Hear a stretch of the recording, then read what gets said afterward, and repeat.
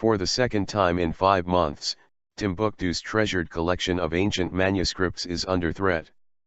Earlier this year, it was thought that most of the 300,000 precious documents were destroyed by Islamic fundamentalists when the northern Mali conflict entered the fabled city.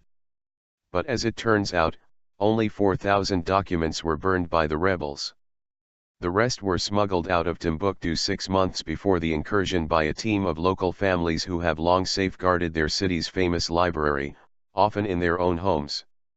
The evacuation of the Timbuktu manuscripts was led by local librarian Abdel, Kader, Haidra and US-based book preservation expert Stephanie Diakité, who recruited local citizens and couriers to help them move more than 1,000 trunks of manuscripts by donkey cart, bicycle and boats to a safe house in the south of Mali.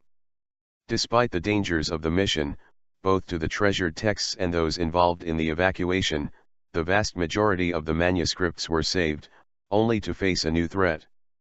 The climate in the south of Mali is more humid than in Timbuktu, and the fragile rag paper texts are now showing signs of mildew and rot.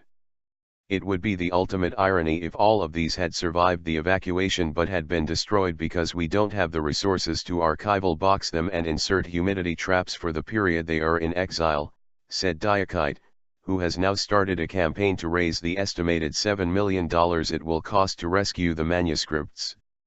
The threat has been compounded, she said, by the pending rainy season in Mali, which usually begins in the middle of June. Bamako, where the manuscripts are being held, has some of the country's heaviest rain. Diakité is now calling on the global community to join the fight to save what she describes as an irreplaceable collection, which includes works of poetry, fiction, commerce, medical theory and religious thought. Our ultimate goal is to return them to their home in Timbuktu, said Diakité. But that won't happen, she said, unless the manuscripts can be protected now.